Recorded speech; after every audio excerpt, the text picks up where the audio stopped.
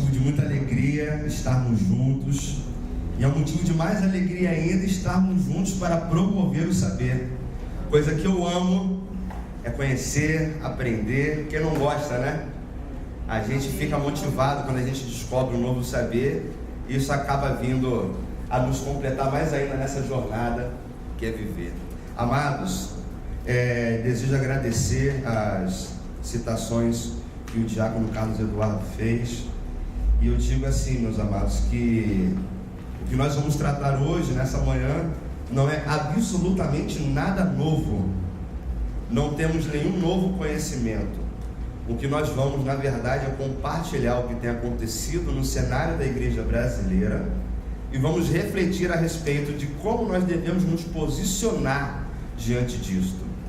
O tema que me foi incumbido foi visão ou simplicidade do Evangelho. Aí vem a pergunta: qual iremos viver? Amados, bem, nós vamos inicialmente conhecer quais são os tópicos que nós vamos abordar. Bem, nós vamos abordar no tópico 1 quais são os tipos de visão de igreja proeminentes no cenário brasileiro e suas características principais. Vamos falar sobre os movimentos G12, M12, MDA, falar sobre as células, pequenos grupos, sobre as comunidades, desigrejados, sobre a teologia da libertação e teologia da prosperidade. No tópico 2, nós vamos falar sobre o impacto do crescimento das visões de igreja na cultura cristã contemporânea. Estas são as igrejas do futuro? Este modelo de igreja? Qual é o perfil de cristão que elas têm promovido? E a pergunta que eu desejo deixar aos irmãos: todo cristão é um líder?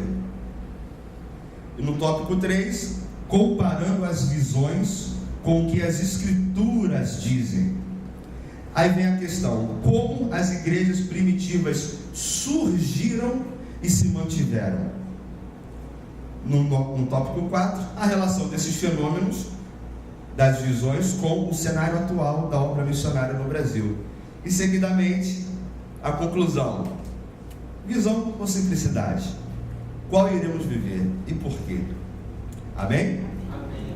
Amados, então, para a gente ganhar um tempo, eu gostaria de estar adiantando para os irmãos que o assunto de hoje, ele vai ser muito mais explanativo no primeiro momento. Até a gente finalizar o tópico 1, a gente vai perder um tempinho com leitura para a gente entender esses conceitos e depois falar em cima deles, tá bom? Então vamos lá. As visões e suas características. Bem, no primeiro momento eu desejo falar sobre o G12. O G12 muitos já conhecem. É um trabalho que se foi promovido inicialmente na Colômbia, que ganhou um grande peso na América Latina, mas só que ele tem como sua base principal a desconstrução dessa estrutura que nós conhecemos. Como que funciona? O G12, ou o governo dos 12, ou visão dos 12, ou G12, ou ainda grupo dos 12, é um modelo religioso que teve seu surgimento inspirado na ideia de que cada cristão pode ensinar e liderar 12 pessoas na fé cristã, seguindo o exemplo de Jesus. O movimento G12 foi criado pelo pastor colombiano César Castellanos Domingues, da Missão Carismática Internacional. Quando os irmãos olharem essa sigla MCI, já sabem o que significa: Missão Carismática Internacional. Castellanos iniciou seu movimento em 1983, inspirado no modelo de igreja em células do pastor sul-coreano David Pong-Yong-Shu, da Igreja do Evangelho Pleno. Se os irmãos, até um título, a título de curiosidade, as maiores igrejas evangélicas com a maior quantidade de números de membros se encontram na Coreia do Sul. É impressionante como existe uma multiplicidade de grupos de célula que, quando se juntam em igrejas, são templos construídos para mais de 5.000 pessoas, por exemplo. Isso em uma celebração. Imagine todas essas pessoas reunidas. E Castellanos afirma então ter recebido uma revelação profética diretamente de Deus em 1991, em resposta à sua oração em prol do crescimento de sua igreja. Devido ao movimento inicial, não ter obtido o êxito esperado. Amados, a gente vai se deparar muito com isso durante todas essas lâminas aqui que vão ser passadas. Essa última frase, eu não sei se sugere um espanto para os amados ou se isso é algo que vocês recebem de forma muito normal. O que está escrito aqui: devido ao movimento inicial não ter obtido o êxito esperado. Já de início eu desejo lançar uma questão para a amada igreja: o crescimento esperado é mediante a nossa visão ou mediante o propósito de Deus? Quem é que dá o crescimento? A igreja é de quem? Então, por aí a gente já começa a ver em que bases estão firmadas determinados preceitos e conceitos. Na lâmina seguinte a gente vê o César Castelhano Domingues, esse senhor simpático, com um belo sorriso colgate e um belo terno, e um lindo nó de gravata, diga-se de passagem. E na próxima foto, vocês podem observar que os 3 movimentos que nós vamos falar, eles trabalham em cima dessa grande quantidade de pessoas, em cima de multidões, e nós vamos chegar lá, o porquê disso. Bem, a próxima foto, olha a concentração. São inúmeras pessoas que você não consegue nem contar. Muito bem. E seguindo na próxima lâmina, segundo Castelhanos, o princípio dos 12 é um revolucionário modelo de liderança que consiste em que a cabeça de um ministério seleciona 12 pessoas para reproduzir seu caráter e autoridade neles. Observe, é o caráter da pessoa, é o caráter humano. Eu vou ler de novo, olha só. Que a cabeça de um ministério seleciona 12 pessoas para reproduzir seu caráter e autoridade neles, para desenvolver a visão da igreja. Veja bem, que aqui já estamos falando sobre a visão da igreja, não sobre a visão de Cristo sobre a igreja. E esses textos são textos dos próprios, tá, amados? Essas fontes são fontes originais que eu faço a citação no final. Bem, facilitando assim a multiplicação. Essas 12 pessoas selecionam outras 12, estas outras 12 para fazer com elas o mesmo que o líder fez em suas vidas. Bem, segundo seus idealizadores, o G12 possui 4 etapas principais. Número 1, ganhar. Número 2, consolidar. Número 3, discipular. E 4, enviar. Vamos aprender o que significa isso. Eles chamam isso de a escada do sucesso. Bem, é uma série de etapas pelas quais o novo convertido deve passar a fim de se tornar um líder. Se os amados forem observar, tem alguns textos aqui que estão em vermelho, propositadamente para gerar um destaque, pelo menos nas frases que me causaram uma primeira grande estranheza. Então a gente vai ver que desde o princípio a promoção do conteúdo deles é informar líderes. Vocês vão acabando se acostumar com essa palavra, líderes. Bem, o que significa ganhar? Ocorre quando o novo convertido recebe Jesus em seu coração para ganhar alguém para Cristo. Aí vem, você precisa orar fervorosamente por cada pessoa, incessantemente na oração, até que a pessoa adquira um verdadeiro compromisso com Deus. Ou seja, é conciliado a terceiros o comprometimento de pessoas. É como se eu estivesse orando pela vida do diácono Carlos Eduardo, mesmo sem ele ser diácono. Ele não conhece a Cristo. Então eu sou responsável por orar pela vida dele, e eu tenho que orar incessantemente até ele ter um verdadeiro compromisso com Deus. E detalhe, amados, primeiro, que a gente pode até orar para que Deus mova céus e terra. A gente encontra a possibilidade da oração como comunicação direta com o nosso Senhor. Isso não tem dificuldade nenhuma. Agora, eu orar para uma pessoa tomar compromisso já é uma questão de uma atitude dele. Então eu não tenho como, e tem um detalhe, eu não posso ter certeza se a pessoa tomou um verdadeiro compromisso com Deus se eu não andar com essa pessoa, se eu não ver o tempo de caminhada dessa pessoa. O compromisso que eles usam, essa palavra compromisso, na verdade é decisão. Porque o que eles estão falando ali é para que a pessoa se decida com Cristo. Eu vou seguir a Jesus, vou praticar as células, o conteúdo programático. Aí sim eles chamam isso de compromisso. Isso não está condicionado a nós, isso depende da pessoa, frise bem isso. E depois assistir tanto a reunião da igreja como uma célula. Como igreja, nós realmente focamos neste passo, para o qual temos sempre reuniões chamadas de pesca. e também atividades evangelísticas, onde vamos para as ruas para pregar. Pelo menos uma vez por mês temos uma reunião especial, ou evento cujo foco é atrair novas pessoas. Passo 2, consolidar. Uma vez que uma pessoa aceita Jesus no coração, um processo chamado de consolidação começa. E a pessoa que convidou o novo crente deve, observe, mais uma responsabilidade daquele que convida um novo crente: a convocação. Convidá-lo novamente durante as primeiras 48 horas, depois de ter feito sua decisão por Jesus. Entre parênteses, essa decisão é geralmente feita em uma de nossas reuniões especiais, realizadas para esse fim. Bem, observe que aqui você tem um prazo, ou seja, você tem um modus operandi, você tem um parâmetro básico, padrão, para você adotar se você quer participar de uma célula.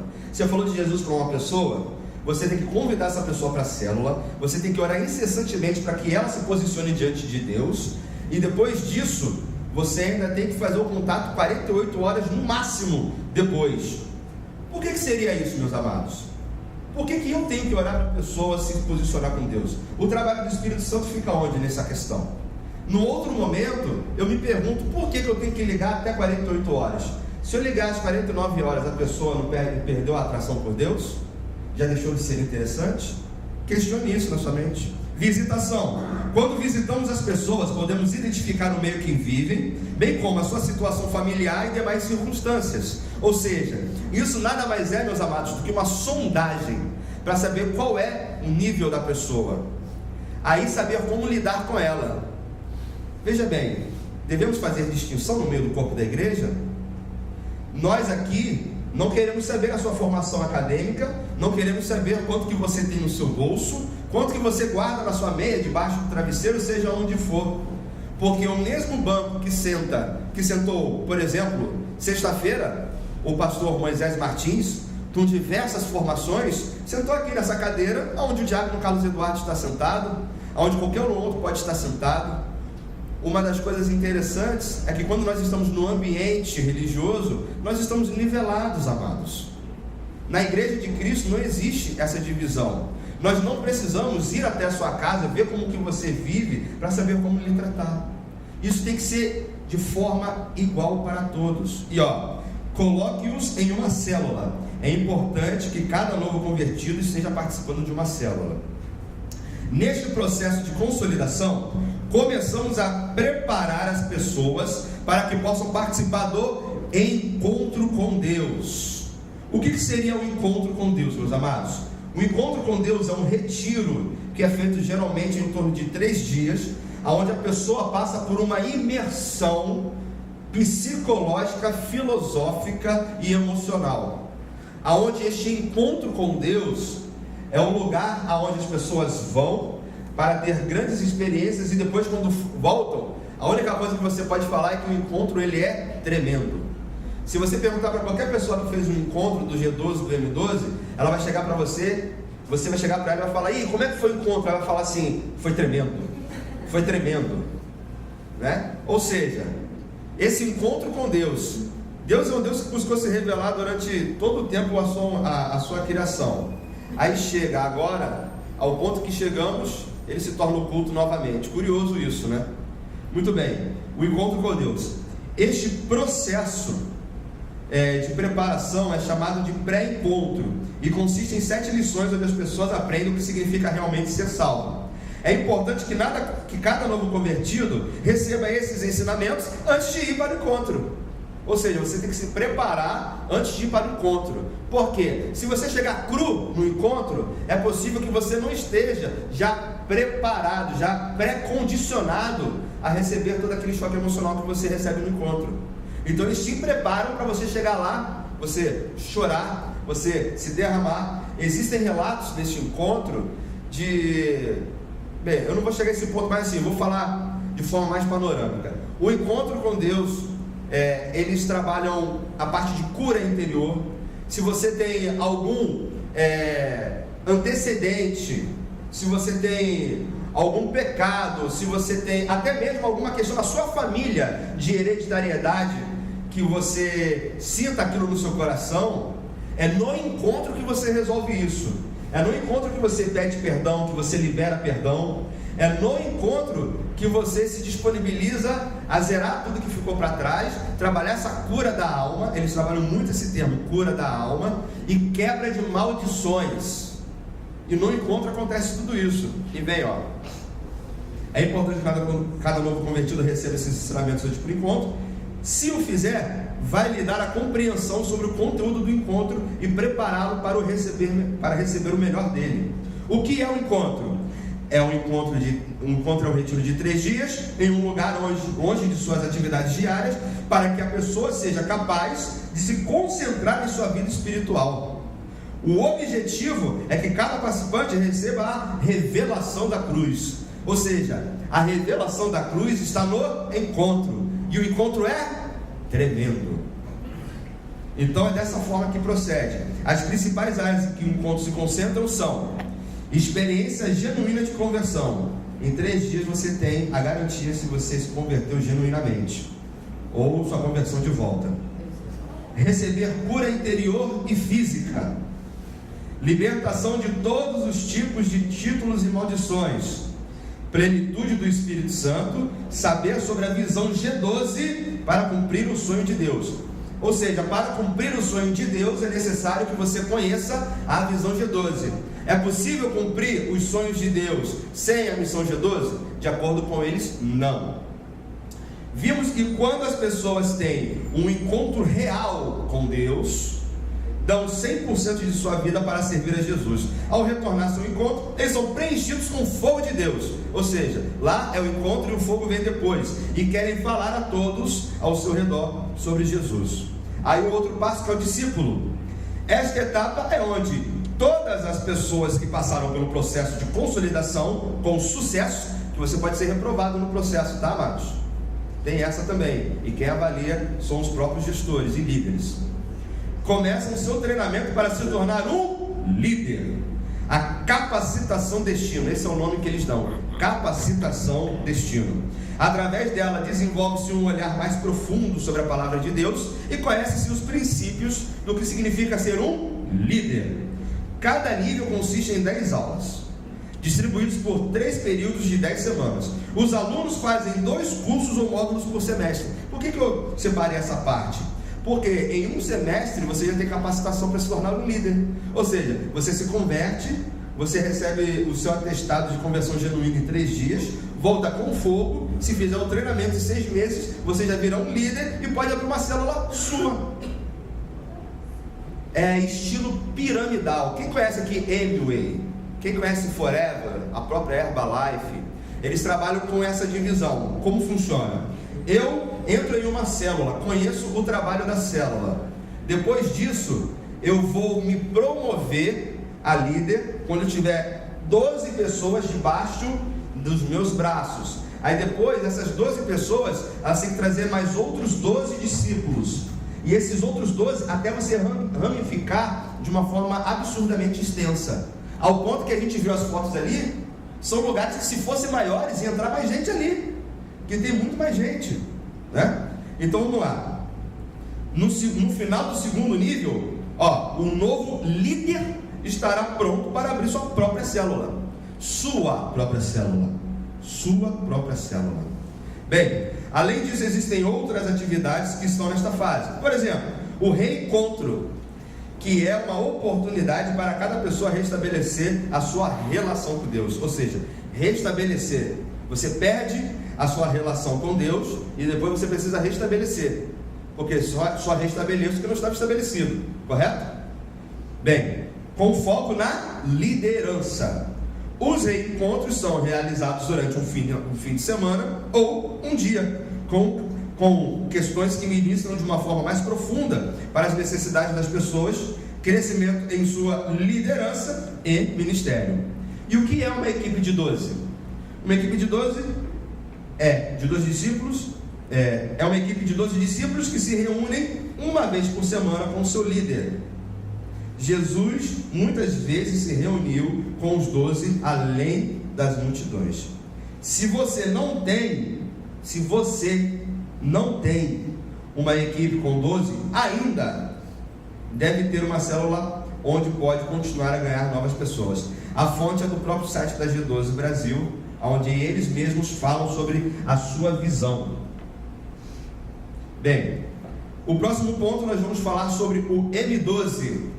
O que seria o M12? Vamos conhecer M12, ou conhecido como MIR, que é o Ministério Internacional da Restauração. Tem a sua seguinte história. Eu fiz alguns apanhados, porque é muito grande o texto, e para a gente ganhar tempo, eu dei uma otimizada nesse conteúdo. O que seria o M12? A sua história. Nasceu na primeira igreja batista da Restauração em Manaus, nome com o qual foi registrado em seu nascimento, 19 de julho de 92. Recebeu esse nome, pois foi o próprio Senhor quem deu. Ou seja, Deus deu um nome para a igreja, e também porque nasceu com um chamado específico: restaurar. Agora eu já quero levantar uma outra questão para os amados. A igreja tem um chamado específico, ou a igreja ela tem uma multiplicidade de ações que ela deve executar? A igreja ela foi chamada para restaurar, ou a igreja é o corpo místico de Cristo, e são todos nós que estamos debaixo da vontade do Senhor? Nós somos chamados especificamente para restaurar? O que seria essa restauração? A igreja ela tem um propósito, que é inicialmente adorar o nome do Senhor, louvar o nome do Senhor com a sua própria vida, e no segundo momento apregoar o evangelho a toda criatura. E além disso tem as reuniões para louvor e adoração, tem o ensino, aí depois tem o discipulado, ou seja, uma série de passos que a igreja é responsável. Eu não vou citar todos aqui, mas só que eles cresceram com um objetivo específico de apenas restaurar. Bem, agora vamos ver o que é a restauração. A restauração, em sua fase embrionária, foi gerada dentro de uma igreja tradicional, a Igreja Batista Memorial de Manaus. Muitas pessoas ouviam falar do que estava acontecendo na igreja e vinham para ver. Tal fato começou a revolucionar. O que vocês viram lá no material do G12? Que o César Casselianos ele recebeu uma visão de Deus revolucionária, não foi isso? E o M12 ele também veio com uma característica de revolucionar os meios evangélicos, e a igreja foi crescendo assustadoramente. Bem, o ministério para o qual o Senhor havia chamado o pastor René Terranova, nessa época ele era pastor, e sua família, não era o ministério da letra, mas do Espírito. O que seria o ministério da letra? Os irmãos aí conhecem, né, que a gente tem algumas divisões interessantes de comportamento no meio cristão. Existem irmãos que valorizam muito a experiência da espiritualidade, através de sensações, manifestações. Já existem outros que já são mais voltados para a área do conhecimento literal, não é verdade? Então, o pastor, ele já define no próprio site dele que ele não foi chamado para letras, ele não foi chamado para ensinar, ele não foi chamado para trabalhar em cima das escrituras, ele foi trabalhado para fazer o Espírito, mas do Espírito, ministério do Espírito, que seria esses movimentos avivacionalistas que trabalham em cima de manifestações e experiências sobrenaturais. Bem, Deus os chamou da Bahia e os tirou do meio do seu povo, da casa de seus pais, a exemplo de Abraão, para plantá-los em Manaus, Amazonas, e iniciar um trabalho que sacudiria a cidade, o estado, o Brasil, impactaria as nações da terra. Começava em Manaus um avivamento genuíno.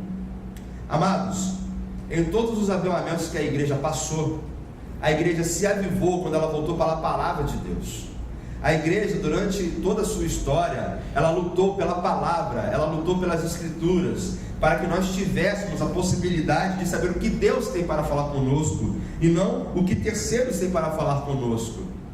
Então o avivamento genuíno é o avivamento quando a igreja volta para a palavra, porque quando você vem para a palavra, você aprende o que você tem que fazer, você aprende que você tem que evangelizar, você aprende que você tem que meditar nas escrituras e praticar as escrituras, você aprende que você deve se negar, fazer a vontade de Deus sobre a sua vida, visando a vida celestial eterna, e não focar no seu dia a dia, nos seus assuntos materiais. Ou seja, o avivamento genuíno, ele não vem na catarse espiritual. O avivamento genuíno, ele acontece quando nós imergimos nas Escrituras. Bem, e perturbaria aqueles que estavam presos a letras e arraigados a tradições humanas. Ou seja, eles, por si mesmos, já se colocam à parte. Eles geraram uma segregação através de sua própria fala. Não adianta, letras, nós não fazemos parte de você. E ainda fala que o que eles promovem é para perturbar os que estão presos à letra. Como se a letra, como se as Escrituras não nos ensinassem como ter espiritualidade. Como se as Escrituras negassem a espiritualidade. Na verdade, as Escrituras, elas não só dão base para a espiritualidade, como ensinam como ter espiritualidade. Então eu não consigo enxergar desassociação de espiritualidade fora das Escrituras. Bem, porém as mudanças não foram bem aceitas. Observe, não foram bem aceitas pela denominação. Então, em um culto lindo, cheio da presença do Espírito Santo, os representantes da Convenção Batista e os líderes da Igreja Memorial abençoaram a saída do povo para o começo de um novo ministério. Se não foram bem aceitos, como é que eles foram abençoados para sair? Numa própria fala deles já existe uma contradição. Meus amados, veja bem, eu não estou falando mal. Nós estamos lendo o que eles escreveram a seu próprio respeito. Isso aqui, a fonte, é o próprio site deles. Então, veja bem, no final da nossa explanação, eu vou me colocar parcialmente sim. Independente da visão, não sei se algum dos amados já participou de um encontro, eu não sei se algum dos amados já teve a oportunidade de estar mais a fundo no conhecimento do G12, do M12, mas só que eu não estou aqui falando mal do irmão, nem de pessoas. Observe isso, por favor. E tudo que eu digo com amor, para que nós estejamos cada vez mais, translúcidos do nosso entendimento, para que a gente saiba as coisas que acontecem ao nosso redor e saibamos distinguir isso. Assim como aconteceu no dia dos apóstolos, narrados no livro de Atos, a igreja da restauração crescia e se multiplicava. O primeiro erro teológico e herético aí é que a igreja que cresceu em Atos, ela não cresceu com base em dissensão nenhuma. A igreja que cresceu em Atos, ela não cresceu com base em divisão dentro de igreja. A igreja que cresceu em Atos, ela cresceu genuinamente baseada nos estatutos divinos passados pelo próprio Senhor aos apóstolos. Então, essa fala, além de inapropriada, ela é herética. Bem, era notório o agir de Deus. Missionários e pastores de várias nações vinham para colaborar com o trabalho, incentivavam a marchar em frente. A igreja era ensinada a amar a família, o alvo da graça divina, a menina dos olhos de Deus, e olhar para Jerusalém, a cidade do grande rei, deixar os altares de Roma e retornar a Sião, celebrando as festas bíblicas. Eles até hoje celebram as festas bíblicas. Eles se aparamentam como sacerdotes judaicos. Eles entram nos templos tocando o shofar. Eles carregam a arca da aliança. Eles fazem a exposição da Torá em cima da tribuna. Eles são os cristãos chamados judaizantes. Eles preservam culturas judaicas como se isso trouxesse um peso de espiritualidade. Porque o cerimonial judaico é um cerimonial muito bonito, mas nós devemos lembrar que o cerimonial judaico é um cerimonial que ele teve a sua extinção, até porque o próprio Cristo veio para quebrar isso. E tem um detalhe: os próprios judeus foram um povo que não aceitaram Cristo. Então como é que eu vou celebrar uma coisa que é um procedimento de pessoas que nem aceitaram o nosso próprio Senhor? Curioso. Bem, aprender sobre batalha espiritual e compreender a dimensão ampla do louvor e adoração. Ao ingressar na visão celular do modelo dos 12, que eles trouxeram do G12, o René Terranova, ele passou um tempo na Colômbia, então ele trouxe essa filosofia para cá. E com eles a volta do princípio de ganhar, consolidar, discipular e enviar. Um renovo para a igreja do Brasil, através da busca da unidade entre as denominações e ministérios espalhados pelo país. Por que eles falam sobre unidade? Porque eles querem implementar o G12 no maior número possível de igrejas. Por quê? Vocês lembram que nós lemos que existem reuniões semanais entre os líderes do G12? Sabe o que são tratadas nessas reuniões semanais? Eu vou falar para os amados. Eles trabalham sobre relatórios. Esses relatórios é sobre quantidade de pessoas nas células, sobre a arrecadação. Vocês sabiam que a célula, ela pode fazer a arrecadação de dízimos, de ofertas?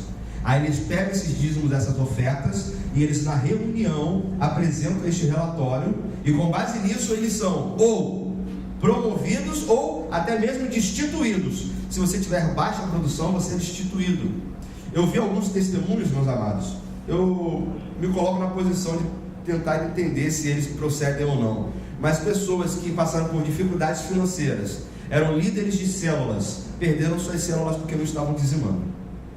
Tais pontos chegaram a acontecer. Bem, fica registrada a fé, a coragem e o bom ânimo do apóstolo, agora já apóstolo, René Terra Nova, líder levantado por Deus para conduzir um povo com unção, alegria e a realização dos objetivos e sonhos. Um verdadeiro Josué dos tempos modernos. Agora os irmãos vão começar a ver que o René Terra Nova, ele atribui para si uma série de atributos que ele escolheu ter. Ele já se colocou como sendo nos tempos de Abraão, já se colocou a título de comparação com Abraão, agora ele se coloca a título de comparação com Josué. Lembremos que ele faz uso desse título de Josué, porque Josué liderou a multidão, então ele se coloca nesse pé de igualdade. Bem, e para executar essa tarefa gigantesca e sublime, o Senhor preparou uma equipe. Entre estes, os valentes Davi, merecem ser nomeados, apóstolo Marcel, aí vem tantos outros, apóstolo Arão, bispa Esther, apóstolo Anselmo, ungido levita. Eu não sabia que existia ungido levita. O levita eu sabia que não existia mais, até em virtude da descendência de Levi, e até porque nós não temos mais as ordenanças de carregar as tendas e organizar os cultos no deserto. E agora, ungido levita, essa também só o pastor Gilmar Brito. E hoje a igreja é composta pelos apóstolos René e Ana Marita Terra Nova, pais autênticos que ensinam a sonhar e a lutar pela conquista dos alvos que o Senhor tem proposto, que são mais apóstolos, bispas, pastores, líderes de células, heróis, quase que anônimos dessa grande conquista, e muitos discípulos que fazem parte dessa magnífica história. A fonte é o site dos próprios. Amém? Pode passar a próxima. Esse é o René Terra Nova, esse rapaz bonito com a camisa da Louis Vuitton. Pode passar? Observe mais uma vez o contexto da multidão e eles à frente. Pode passar? Esse aí é o modo de transporte que o René Terra Nova usa. Bem, vamos para o MDA. MDA.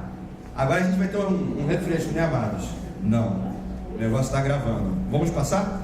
Deus foi revelando ao pastor A.B. Uber que estava gerando um novo modelo revolucionário. Ou seja, primeiro Deus foi revelando que estava gerando. Significa dizer o seguinte: A.B., olha só, eu estou gerando ainda, estou te revelando aqui uma coisa que eu estou gerando, tá? Então quando ficar pronto eu termino de revelar. Deus foi revelando ao pastor A.B. Uber que estava gerando um modelo revolucionário focado no discipulado 1 a 1, em que todos estariam numa célula, mas também sendo cuidados através do discipulado, com foco na grande comissão: ide e fazei discípulos. No dia 29 de maio de 1999, Deus revelou de uma forma sobrenatural. Ainda bem que Deus revelou de forma sobrenatural, porque Deus é sobrenatural, né, amados? Ao pastor A.B. como funcionaria esse modelo, apresentando as estratégias para alcançá-lo. O discipulado 1 a 1, as células, os grupos de evangelismo e etc. E quando a Igreja da Paz em Santarém começou a praticá-lo, experimentou uma explosão de crescimento. Primeiro no G12 nós vimos que foi um crescimento fora do comum, no M12 um crescimento assustador, e no MDA foi uma explosão de crescimento, atraindo muitos pastores de diferentes denominações do Brasil e do mundo para conhecer o modelo. O pastor A.B., né? Esse simpático senhor, A.B. Uber, mais uma vez uma foto, eles como sendo referência do caminho da igreja e seus séquitos, suas multidões. Bem, como funciona o discipulado 1 a 1, amados? Jesus priorizou o discipulado na sua vida aqui na terra. Antes de escolher os seus discípulos, ele orou toda a noite, e uma grande parte do seu tempo foi ocupado investindo na vida destes discípulos.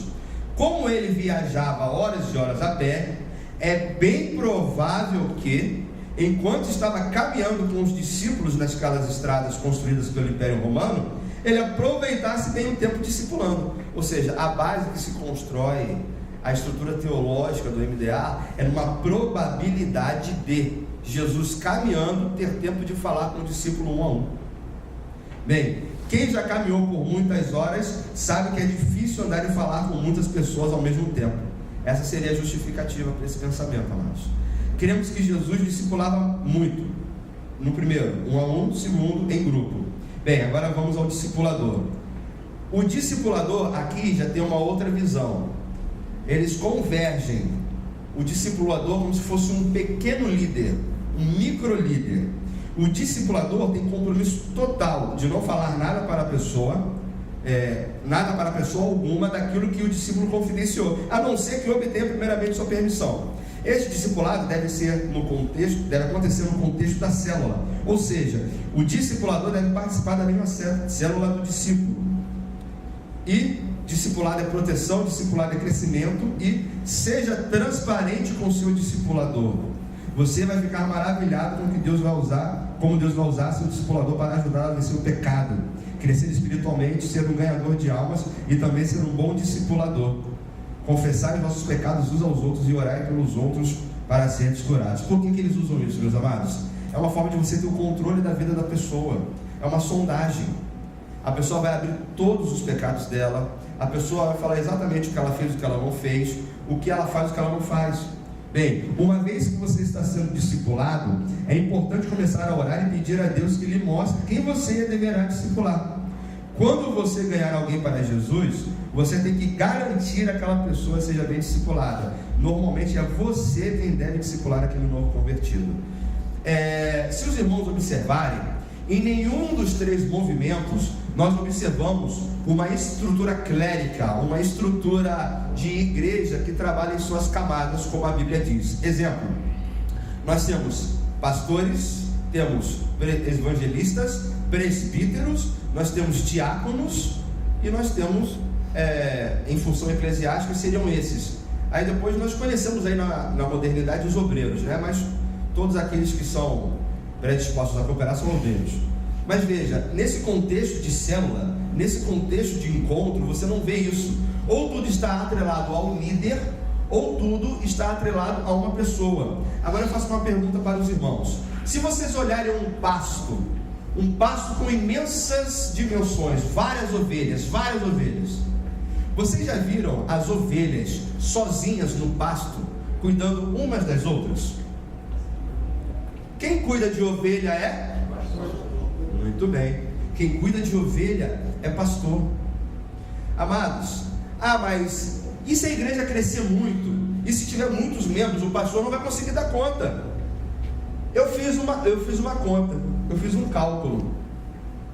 O pastor André, ele tem um entendimento interessante com relação a isso. Ele mensura que até 200 pessoas é possível que um pastor consiga pastorear. E eu fiquei me indagando com isso. Sabe por quê? Eu fiz um cálculo. Se um pastor fizer no dia 3 visitas, não precisa ser final de semana, eu estou falando de segunda a sexta. Se ele fizer 3 visitas por dia, para atender a pessoa na casa dela, ou para receber em uma conversa, para estar junto da pessoa, uma visita, um atendimento confortável, com calma, com qualidade, 3 visitas no dia. Se ele fizer durante um mês, ele consegue atender até mais de 200 pessoas. Isso chama-se organização e predisposição. Então, esta conversa de que quando a igreja chega a um número exorbitante de membros, 200 membros não dá muita coisa, só se houver uma certa omissão por parte da liderança, porque é possível sim, amados, é possível. Dos irmãos que estão aqui, que congregam na igreja, olha, eu sou capaz até de colocar minha mão no fogo. Qual dos irmãos nunca teve uma conversa com o pastor André? Nunca foi assistido por ele? Ninguém levanta a mão, porque existe esse acompanhamento. E veja bem, uma vez que você está sendo discipulado, é importante começar a orar. Vamos no tópico 3 aqui. O importante é que todos estejam debaixo da cobertura de um discipulador. Observe que o termo discipulador é substituído por líder. para que não haja essa conotação direta. Bem, e que todos estejam fazendo discípulos, porque, como já foi enfatizado, o discipulado é o coração da célula. Em outras palavras, o MDA é o coração da célula. Pode passar, por favor? Tem uma foto do encontro do MDA, muitas pessoas, todos esses, amados, eu quero deixar ciente, isso não é uma igreja com membros, isto é um encontro de líderes, e cada líder deste, ele tem uma ramificação de 12, que tem outra ramificação de 12, que tem outra ramificação, e eles trabalham esse discipulado um a um. Amém? Muito bem. Todas as nossas células heterogêneas e homogêneas têm essas características, e todos os membros estão em um desses dois tipos de célula. A totalidade de nossas células cresce e elas se multiplicam em 3 áreas. Que áreas são essas? Verticalmente, os membros crescem em intimidade com Deus e multiplicam isso na vida dos seus discípulos. Horizontalmente, que é, os membros crescem em comunhão uns com os outros e multiplicam isso nas vidas dos seus discípulos. E exteriormente, os membros crescem numericamente, ganhando novas pessoas para Jesus, discipulando essas pessoas e multiplicam esse código genético de evangelismo. Eles denominam o MDA como um código genético de evangelismo. Ou seja, você tem uma matriz de como evangelizar e foi desenvolvida por eles e discipulada na vida dos seus discípulos. A célula cresce em número de membros e se multiplica, gerando assim novas células. Observe, eu gostei muito dessa última frase aqui. Este tipo de célula que é o verdadeiro coração da igreja local. Na igreja baseada em célula, tudo acontece pela célula, para a célula, através da célula, em função da célula. Não sou eu falando. Portal MDA. Ou seja, não é por ele, para ele são todas as coisas. É pela célula, para a célula, com a célula, em função da célula. A célula é o coração. Amados, até agora a gente não viu muita diferença entre os 3 modelos, correto? Bem, o próximo slide que nós temos é com relação à teologia da prosperidade. Por que eu coloquei em sequência esse? Nós vamos chegar neste conhecimento do porquê. Bem, teologia da prosperidade, vamos conhecer o que significa. É uma doutrina que defende que a bênção financeira é o desejo de Deus para os cristãos e que a fé, o discurso positivo e as doações para os ministérios irão sempre aumentar a riqueza material do fiel. Seus defensores ensinam que a doutrina é um aspecto do caminho à dominação cristã da sociedade. Nós estávamos falando sobre isso ontem com o pastor Paulo, sobre a influência cristã na política, sobre como que seria se a igreja, se a comunidade cristã tivesse a totalidade do acesso ao governo e à máquina pública. Na sexta-feira o pastor Moisés Martins falou a respeito disso. Ele citou um exemplo que eu acho que eu nunca vou esquecer. Você quer ver a relevância verdadeira de uma igreja? É que se ela fechar as portas, as pessoas que não são cristãs vão sentir falta dela. Ah não, tinha uma igreja ali, mas fechou. Se as pessoas não sentem falta da igreja, porque ela não teve relevância. Então, por que a gente fica todo o tempo querendo falar, temos que colocar um líder nosso, temos que colocar um representante nosso, nós temos que dominar tudo? Amados, eu só desejo lembrar aos irmãos que a estrutura da sociedade é baseada no cristianismo. Nós vivemos em um preceito de construção de sociedade construído na Grécia, que teve a sua base em cima dos escritos do Senhor. Hoje o que nós conhecemos por estruturação social não veio de outra fonte a não ser as escrituras sagradas. Os primeiros colégios e faculdades que se formaram na sociedade vieram de dentro do seio da igreja. A igreja foi a precursora do ensino para a população, porque até a igreja se movimentar nesse sentido, a população era tola, era analfabeta, era destituída de qualquer tipo de acesso à informação. Vide os filmes que nós vemos de Idade Média, onde as pessoas, elas não conseguiam nem ler. Na Inglaterra, então, na Europa, de uma forma ali na região da Europa Central, a gente via uma população que era uma população camponesa, pobre, que não tinha conhecimento a nada. A igreja que entrou com conhecimento na sociedade, distribuindo os saberes. Então hoje a gente falar que a igreja, que a comunidade cristã tem que tomar a frente, na verdade não é que a igreja tem que tomar a frente, a igreja tem que se posicionar, que é diferente. Porque as grandes escolas e faculdades cristãs estão fechando as portas. Porque estão dando abertura para movimentos e visões que desconstroem todo o saber, que foi mantidos por séculos e séculos e séculos. Quantas e quantas pessoas morreram para que as escrituras sagradas não tivessem deturpação? Quantos concílios se promoveram para pensar a respeito do que era realmente inspirado ou não inspirado nas escrituras por Deus? E hoje nós queremos falar que a igreja tem que tomar a frente da sociedade. Não, a igreja tem que se posicionar primeiro, porque só pode ser exemplo aquele que toma a frente. Um líder de verdade não é igual a um chefe. Um chefe, ele ordena para você fazer algo e você faz este algo. Agora o líder, ele faz este algo, te ensina como fazer este algo, te motiva a fazer este algo. Então o líder, ele vai te impulsionar a fazer. O chefe vai mandar você fazer. E como nós devemos ser para esta sociedade, se nós queremos liderar essa sociedade? Queremos chefiá-la ou queremos liderá-la?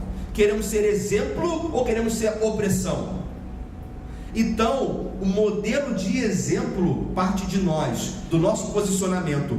Quanto mais nós lutarmos pela pureza das escrituras, mais possibilidades de errarmos, menos nós vamos ter. Uma coisa que eu digo sempre quando eu falo da igreja para algumas pessoas, a oportunidade que eu tenho de só sei falar de Jesus, só sei falar da igreja. Quando eu falo para as pessoas sobre o trabalho, eu digo para as pessoas o seguinte: nós não somos perfeitos. Nós temos as nossas falhas, que não são poucas, são muitas. Mas só que nós procuramos ser o mais relevante possível e o menos equivocados possível. Dá para ser menos equivocado? Dá. É uma questão de esforço, é uma questão de reflexão, é uma questão de entender os propósitos. Por quê? Nós somos aqui motivados a exercitar o saber. Amém. É uma igreja que promove ensino, tem um seminário. É uma igreja que promove ensino através de simpósios, através de pregações, através de escola bíblica. Ou seja, é o posicionamento. Por isso que quando você olha para mim, o Carlos Eduardo, por exemplo, quando nós nos conhecemos, eu jamais pensaria que eu iria entrar e cursar um seminário teológico, por exemplo. E hoje me vejo na posição de ajudar a secretariar sabe, ter acesso à informação, amados, é uma coisa que amplia a nossa mente e o nosso campo de visão. E a primeira base de informação que nós devemos manter são as escrituras, porque é onde nós encontramos respostas para tudo. Muito bem. E continuando aqui, enfatiza a importância do empoderamento pessoal, propondo que é da vontade de Deus ver seu povo feliz. A expiação, que seria a reconciliação com Deus, é interpretada de forma a incluir alívio nas doenças e da pobreza, que estão vistas como maldições a serem quebradas pela fé. Acredita-se atingir isso através da visualização e da confissão positiva, o que é geralmente professado em termos contratuais e mecânicos. Durante a história das Escrituras, nós vimos os apóstolos passando por muitas e muitas dificuldades. Quando Paulo teve fome, teve sede, esteve nu, foi preso, ele estava fazendo a vontade de Deus? Sim ou não? Sim, Paulo estava fazendo a vontade de Deus. Mas se era a vontade de Deus, por que ele estava sofrendo? Simplesmente porque era a vontade de Deus. Como eu posso hoje determinar que a exclusiva vontade de Deus é nos ver feliz, sendo que essa felicidade eu estou atribuindo a um empoderamento pessoal? Se tudo o que eu tenho e que sou eu devo entregar a Cristo, se a minha vida eu devo entregar a Cristo, se Cristo nos evangelhos ele me convida a me negar, o próprio Cristo manda que eu me negue. E aí hoje Na contemporaneidade dos nossos dias, o homem fala que você deve se empoderar ao invés de você abstrair. Muito bem. Pode passar o próximo slide, por favor? Se os irmãos forem observar, esse aqui é um print da tela do computador no site do G12. Eu não encontrei no G12 ou em algum outro lugar nenhuma estruturação bíblica, nenhuma confissão de fé e ainda mais nenhum estatuto ou coisa do tipo. É tudo muito selado. Mas o que eu encontrei em grande quantidade foi uma promoção e vendas. Quando você é líder de uma célula, a sua função é que você estimule a prosperidade na vida dos seus liderados. Um líder, ele deve ser uma pessoa bem resolvida financeiramente, deve ser uma pessoa bem vista diante da sociedade e uma pessoa com acesso às altas ou médias classes da sociedade com conforto. Se você não está prosperando em sua célula, significa dizer que existe algo de errado em você que precisa ser quebrado ou você precisa ser destituído da liderança de uma célula. E nós vemos aqui no site da igreja, vendas e vendas de produtos. Pode passar? Aqui eu achei interessante, que eu até circulei, está escrito o seguinte, ó, La llave de la multiplicación.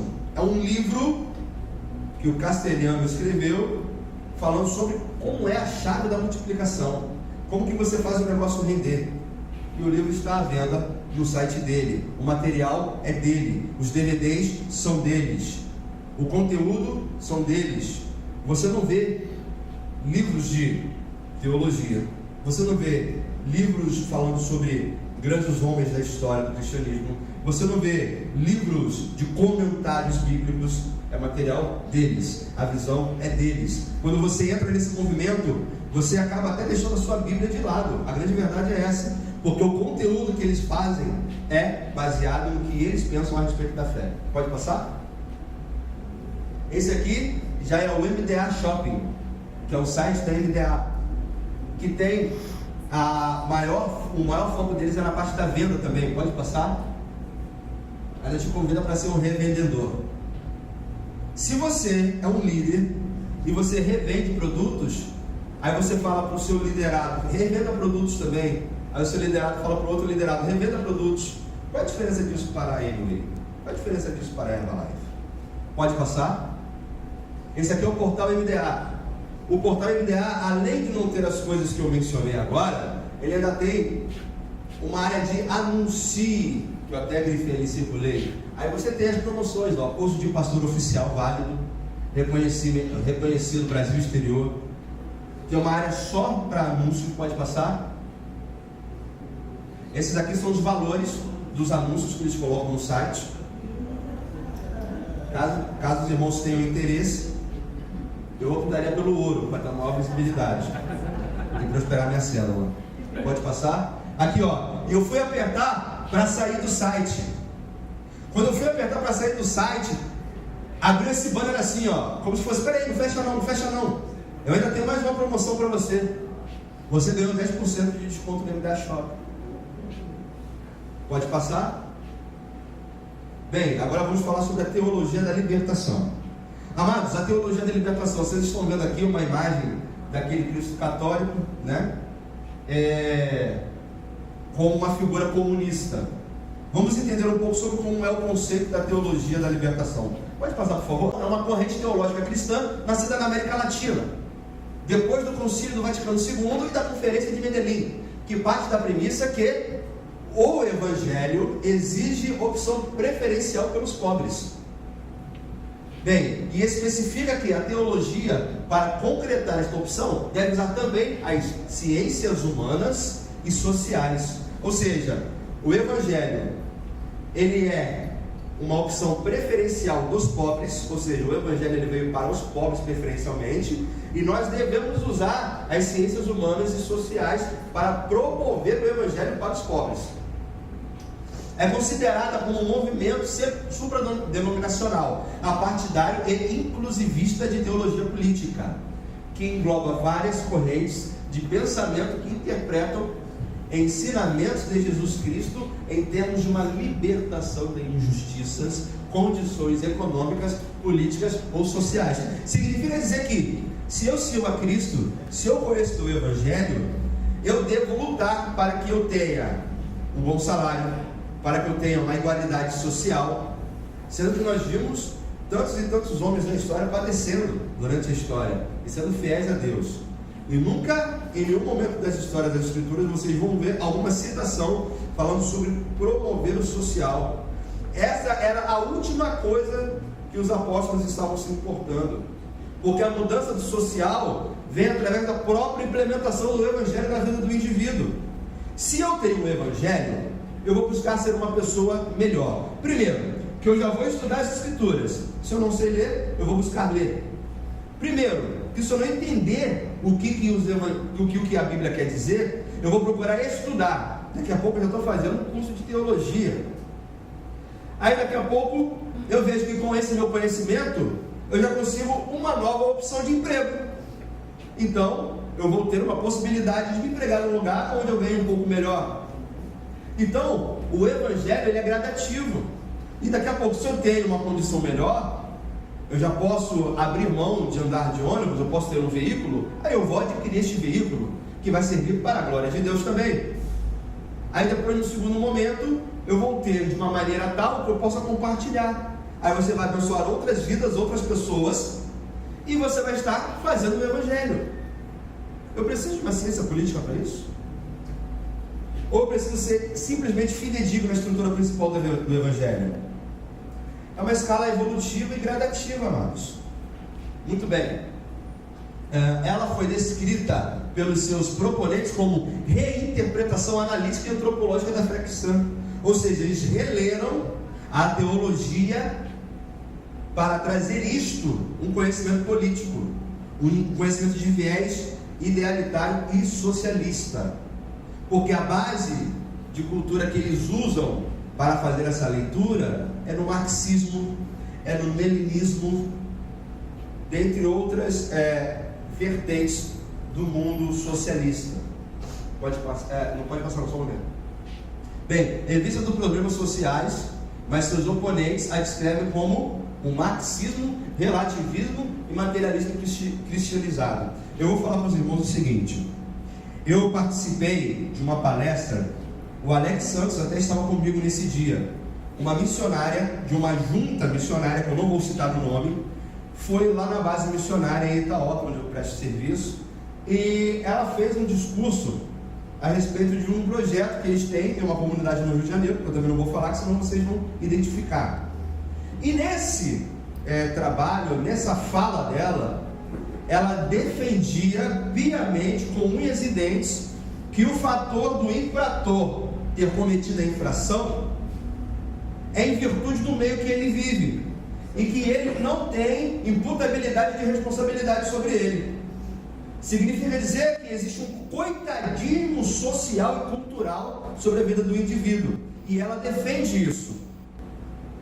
E eu fiquei ouvindo aquilo, para não gerar uma maior estranheza e desconforto no ambiente, eu me mantive em silêncio, mas só que discordando absolutamente de tudo, porque as Escrituras não nos mostram isso. Desde o mais pobre até o mais rico, você vai ser condenado, você vai ser julgado pela sua posição e pelo seu posicionamento diante das coisas que você poderia ter feito. Jesus, ele não olha para nós com pena, ele olha para nós com um olhar de amor, de compaixão, que é diferente de pena. Por isso que ele se fez sacrifício naquele madeiro e ele derramou o seu sangue inocente em favor das nossas vidas, não enxergando para nós se nós temos poucos ou muitos tostões nos bolsos. Então, essa divisão de classe, ela é tão somente humana, porque Cristo não fazia divisão de classes, porque ao mesmo tempo que ele era dotado de todo conhecimento já quando criança, indo para as sinagogas e ensinar aqueles que ensinavam nas sinagogas, era o mesmo que ia para os humildes e ensinava nas ruas e nas grandes multidões de pessoas pobres. Então observe que você não tem que ter diferença, você tem que ter o linguajar e o posicionamento para falar com pessoas que te entendam de uma forma mais robusta, pode ter, mas você também tem que saber que você tem que ter acesso às pessoas simples. Cristo nos ensina isso. Então como é que eu hoje em pleno século XXI, vou basear a teologia afirmada em um conceito político socialista. E muitas juntas missionárias e igrejas promovem isso. Um dos grandes pensadores cristãos que tratam essa questão é um pensador chamado Leonardo Boff. Ele é vivo, ele é contemporâneo, e ele escreve muito a respeito disso. Vocês podem até pesquisar na internet conteúdo a respeito da teologia da libertação, que vocês vão ver logo diretamente ele. Ele é um senhor de cabelo alvo e barba também.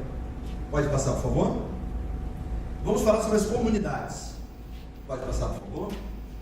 Bem, amados, o que seria a definição de comunidades? Eu só quero fazer uma divisão. Antes de tudo, comunidade não é esses nomes que nós encontramos nas igrejas. Exemplo, tem comunidade cristã, fulano de tal, comunidade não sei o que. Eu não estou falando disso. Esses são nomes de igrejas. Comunidades que eu estou falando é com relação à estrutura mesmo, propriamente dito. Bem, como que consiste? Grupos desassociados das igrejas históricas tradicionais defendem o simples, rejeitam qualquer organização clerical, ou seja, olha, você não tem que ter responsabilidade, você não tem que ser um pastor, você não tem que ser um diácono, estamos todos juntos, você não precisa obedecer uma escala, isso é coisa de homem, isso foi organizado pelos homens. Então eles defendem isso. E no segundo ponto, no terceiro ponto, eles se reúnem também em células e ou ajuntamentos. Sua teologia é livre, mas sistematizam o saber. Por que eu coloquei que eles sistematizam o saber? Bem, olha, eu não acredito nisso não, que as igrejas tradicionais pregam. Olha, eu não acredito naquilo que as igrejas com tradições humanas pregam. Ou seja, você já está formando sua teologia, meu amigo. A partir do momento que você pensa a respeito de algo, você já está formando a sua teologia. Então você tem sim uma teologia própria. Você não é livre do seu conceito teológico.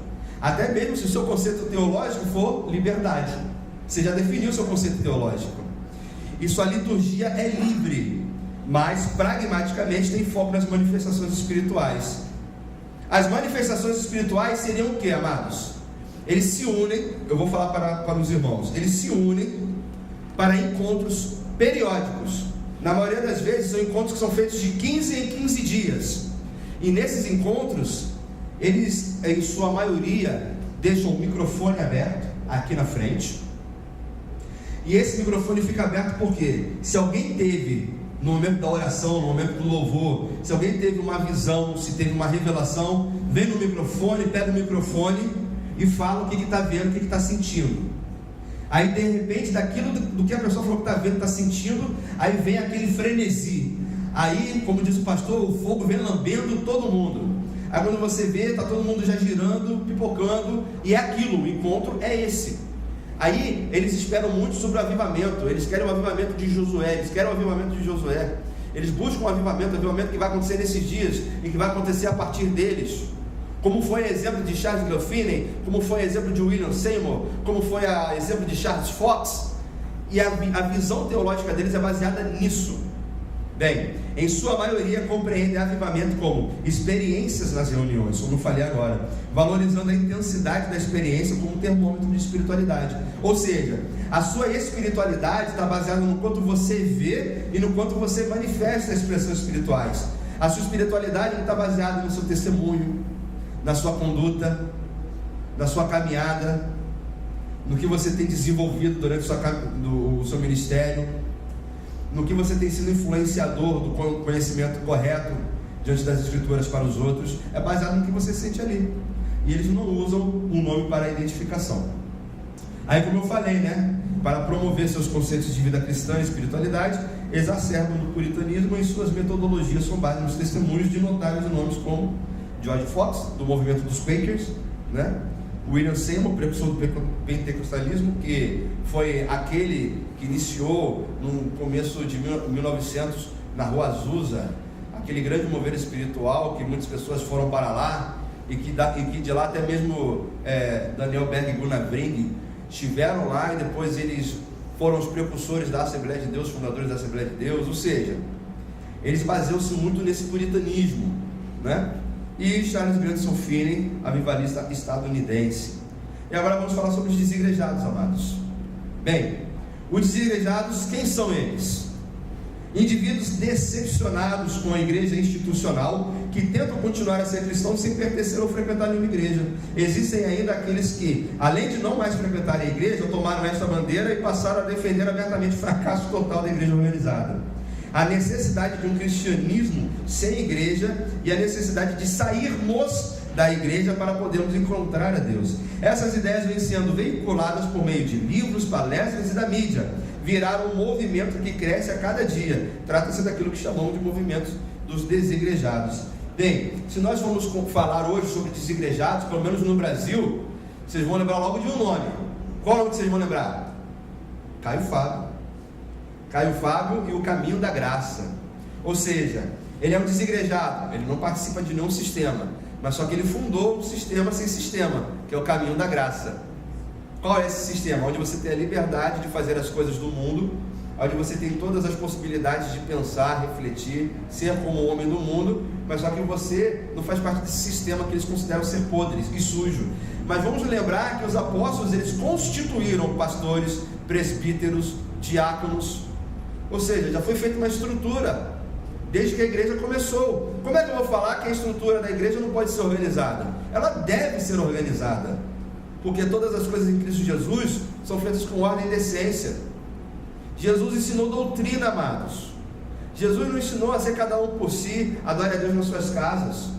Não existe isso. E os desigrejados, eles se chamam como igreja orgânica, que essa é a igreja que não depende das paredes. Nós também não dependemos, mas só que nós entendemos que é necessária uma organização. Bem, o impacto do crescimento das visões de igreja na cultura cristã contemporânea. A pergunta que eu faço: essas igrejas são as igrejas do futuro? Bem, no cenário de nossos dias, a resposta é sim. Eles têm se avolumado, eles têm crescido, eles têm proliferado, eles têm cada vez mais ganhando mais espaço na sociedade. Então, a resposta é que sim, porque as igrejas tradicionais estão perdendo suas forças, digamos assim. Estão sendo tidas como igrejas metódicas, igrejas antiquadas, igrejas que não têm mais a revelação do Senhor. Então é necessário que esses movimentos aconteçam para as pessoas se sentirem motivadas e interessadas. Então, a resposta é sim. Agora, eu me permito observar, eu já coloco minhas palavras, e elas serão em seguintes aspectos. Número 1, serão sincretistas. Elas vão fazer uso de outras experimentações religiosas dentro deles. Exemplo, nós vemos o M12 fazendo uso brutal do judaísmo. Nós vemos eles fazendo uso da psicologia através da regressão. Outros tipos de saberes são inseridos dentro da teologia. Bem, elas serão ecumênicas. Por quê? Elas serão um diálogo aberto com as outras religiões. Mas só que o diálogo é uma coisa, amados, diferente da união com outras religiões. Então, se eu me uno a outra religião, eu estou negando a Cristo, que é a verdadeira religião. Então, o diálogo entre eles é o famoso nada a ver, é o famoso isso é relativo.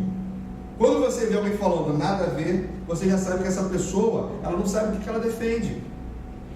Ela não tem o conhecimento do que as escrituras dizem a respeito dela, da vida dela. São relativistas, porque tudo pode ser. Poxa, eu não vejo problema se pessoas que não sejam pastores, diáconos, presbíteros servam ceia. Isso para mim não tem nada a ver. Eu não tenho problema se eu vou fazer um evangelismo, eu sou uma mulher e eu vou com uma roupa decotada. Se eu sou homem, eu vou como se estivesse preparado para ir para Barretos. Piada interna, amados. Então, e serão igrejas metodológicas. O que seria isso? São igrejas que vão trabalhar em cima de conceitos e preceitos já pré-estabelecidos. Foge das escrituras. Olha só isso aqui, ó. A Bíblia não é um manual de regra. O manual de regra são os passos a passo. O manual de regra são os livros que os líderes compuseram. Os irmãos compreenderam? Então, por isso que elas serão metodológicas. Pelo menos é o que elas nos apontam ser. Pode passar, por favor? Bem, aí eu vou fazer uma pergunta para os irmãos.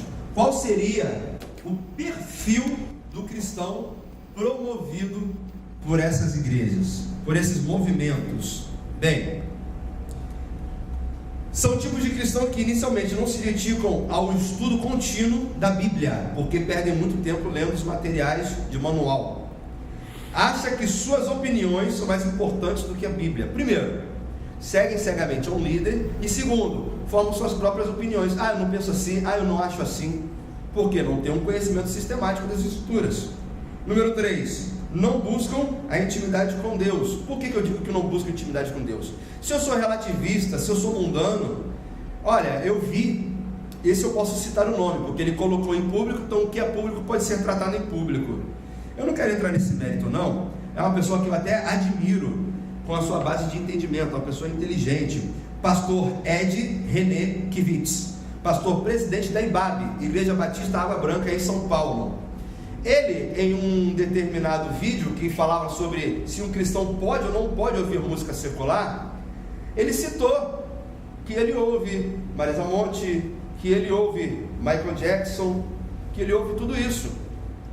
Ou seja, ele, como representante cristão, está relativizando, ele está dando liberdade para que a igreja dele, para que as pessoas que seguem ele, possam também ouvir as músicas de qualquer um.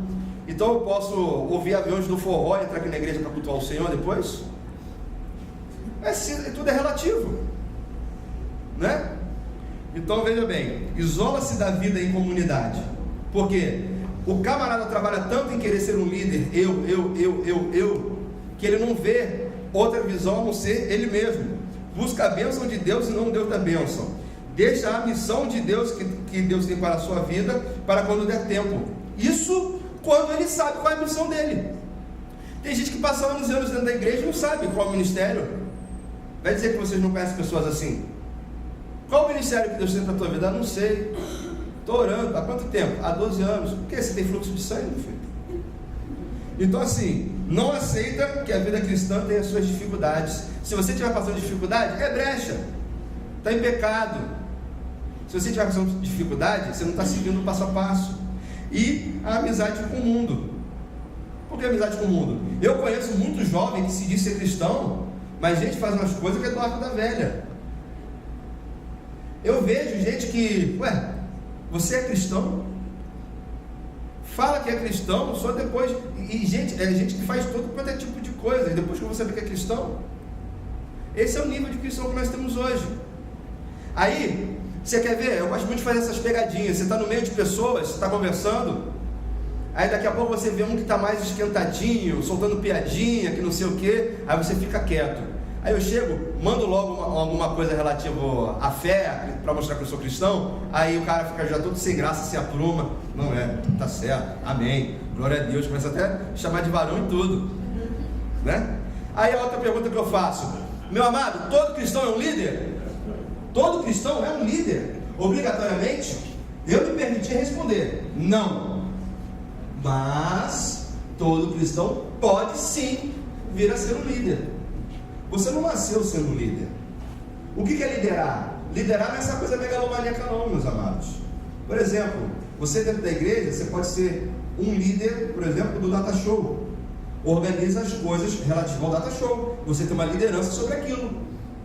Você precisa ter 12 pessoas para fazer isso para você? Não. Você pode ser o líder responsável por colocar as chaves no lugar. Olha, eu sou responsável por isso. A liderança desse assunto é sobre mim. Então, desconstruir o que seria líder já seria o primeiro passo. E no ponto 1, um líder cristão deve investir sua vida na vida dos outros e não nas suas. Não crescer. Digo em multiplicar, tá? Um líder cristão deve esvaziar-se de si mesmo para ser cheio do Espírito Santo. A abnegação, meus amados. E número 3, um líder cristão deve colocar seus olhos em Deus e não nas circunstâncias. Você não pode variar mediante o que você está passando, você deve ser o mesmo continuamente. Pode passar, por favor? Bem, comparando as visões com o que as Escrituras dizem. Pode colocar aqui, Edu? Eu separei um texto de Colossenses. Observe: como, pois, recebeste no Senhor Jesus Cristo, assim também andai nele, arraigados, edificados nele e confirmados na fé, assim como fostes ensinados, nela abundando. Nela quem? Nela quem, amados? Na fé, na palavra, abundando em ação de graças. Tende cuidado para que ninguém vos faça presa sua, por meio de filosofias e vãs sutilezas, segundo a tradição dos homens, segundo os rudimentos do mundo, e não segundo Cristo. Porque nele habita corporalmente toda a plenitude da divindade. Você quer saber a respeito de Cristo? Busque Cristo, não nas vãs filosofias. Bem, estejais perfeitos nele, que é a cabeça de todo o principado e potestade. Colossenses 2, 6 a 10. Ou seja, não está na visão de um líder, está em Cristo. Pode passar, por favor, Edu? E aqui, amados, eu separei essas imagens para que vocês vejam que eu não encontrei nenhuma base bíblica em nenhum dos sites. Vocês podem não conseguir ver, mas este arquivo que eu gerei, ele vai estar à disposição. Os irmãos podem copiar. Aqui, na base sobre a visão do G12, esse é o site do G12, só mostra sobre César e Cláudia, que são os fundadores, fala sobre o que é G12, fala sobre a capacitação, fala sobre a Universidade da Vida, que é um livro de métodos que eles usam, e sobre perguntas, só isso. Pode passar o próximo. Aqui só mostra a foto de encontro, é muita gente. Uma igreja vitoriosa, uma igreja que tem muita gente. Pode passar. Aqui, as pregações que eles colocam em destaque. Como vencer a depressão. Pode passar. Aqui já é no Ministério Internacional da Restauração. Então, o que eles colocam aqui sobre eles? Colocam a história deles, valorizam uma parte só para o templo deles, que é muito importante para eles. Aí falam sobre liderança, sobre rede ministerial, rede de casal, rede de homem, rede de mulher, rede de juniores, rede de criança. Pode passar. E ali, na parte dos estudos, aí eu pensei, agora a gente vai ver o estudo bíblico. Não, para o G12, para as células, para a criança. Aí eu achei curioso que na parte do templo eles colocaram que eles queriam fazer um palácio para Deus. Pode passar, por favor. E aqui, no MDA, isso aqui são táticas de quebra-gelo para você colocar na sua célula. Ou seja, você não inicia falando de Jesus, não, porque isso aí é uma coisa muito dura, Jesus. Você tem que ter táticas. O que seriam essas táticas? Desenhando com os pés, fazendo... Isso aqui são dinâmicas de grupo, meu amado. São dinâmicas de grupo. Pode passar? Eu não sei se vai reproduzir. Vê se você consegue dar o play, Edu, para aparecer o som. Não. Isso aqui é o seguinte, esse vídeo mostra a consagração à patriarca dos apóstolos, do apóstolo René Terra Nova. Ele mesmo se consagrou a pai de todos os apóstolos. Primeiro, eu desejo que os irmãos pesquisem na internet, ou até mesmo numa literatura que eu recomendo, Apóstolos, do Augusto Nicodemos, se vocês encontram margem bíblica para a sucessão apostólica. E no segundo momento, eles colocam ainda como pai. Ele e a esposa dele, que também é apóstola, receberam o manto, foram consagrados, e eles podem ungir a apóstolos qualquer um. E nessa reunião eles ungiram a apóstolos 60 pastores. Pode passar? Esse aqui era um vídeo, não conseguiu reproduzir, não tem problema, pode passar? Esse aqui também era um vídeo, onde o apóstolo René, ele mostra um portal, e as pessoas tinham que passar nesse portal para receber prosperidade. Eles permitiram, surgiram e se mantiveram. Vocês querem ver a simplicidade do Evangelho? A gente encontra aqui, pode colocar. Debaixo de perseguição, meus amados. As igrejas elas se reuniam em pequenos grupos. É óbvio, eles estavam sendo perseguidos, a torta é direito. Eles estavam padecendo risco de vida. Você não via um templo enorme cristão instituído de pedra. Você não tinha isso. Eles eram perseguidos. Olha só, o primeiro grande desafio da igreja foram as perseguições. A princípio, o governo romano considerava a igreja cristã como uma igreja como uma das seitas do judaísmo, né? Posteriormente, com o crescimento do cristianismo, passou a ver a igreja como distinta do judaísmo. À medida que crescia o cristianismo, passou a sofrer cada vez mais oposição por parte da sociedade pagã e do próprio Estado, que era pagão. Bem, a primeira grande perseguição movida pelo Império deu-se sobre Nero. A partir daí, outras perseguições ocorreram, mas elas foram de cunho universal, nem de duração contínua. Muitas vezes dependia do governo provincial. Existia governo que era mais rígido com isso, outro um pouco mais frouxo. Após Nero, Domiciano, em 90 e 95, moveu curta, mas feroz perseguição aos cristãos. Já no segundo século, o imperador Trajano estabeleceu a política que norteou as perseguições ao cristianismo. O Estado, qual é essa política? O Estado não deveria gastar seus recursos caçando os cristãos.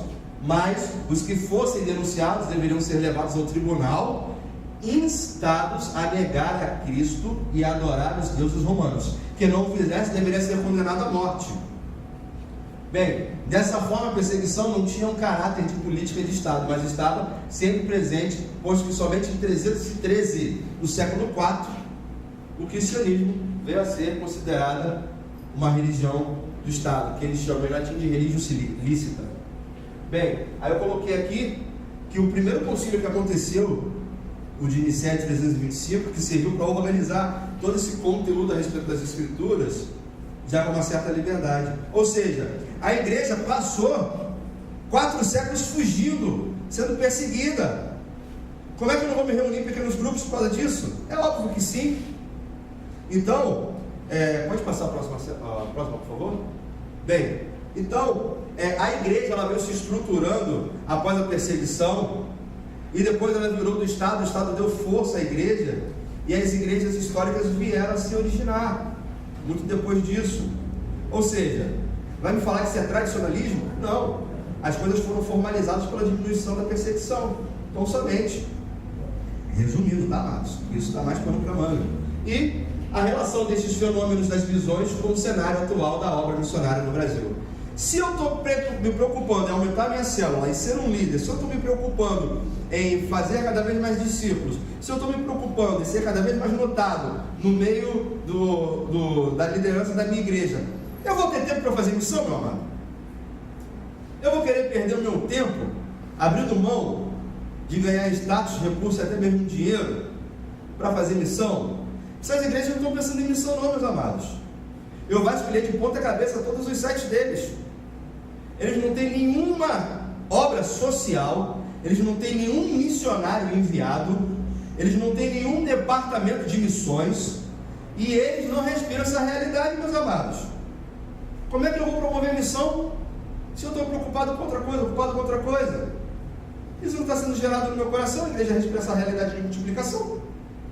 Por isso que nós vemos hoje que, ali no Salgueiro mesmo, quem veio para cá foi a chilena para começar o trabalho. Porque a igreja no Brasil, do lado, não estou querendo culpar as igrejas, meus amados, por favor, eu não quero ser taxativo, até porque eu não sou santarrão. Eu estou colocando aqui uma avaliação do nosso cenário. Então, assim, vem gente de fora para cá para precisar ensinar a gente como fazer as coisas às vezes. Por quê? Aqui dentro só se pensa em multiplicação. É o que a gente está vivendo na teologia brasileira de hoje.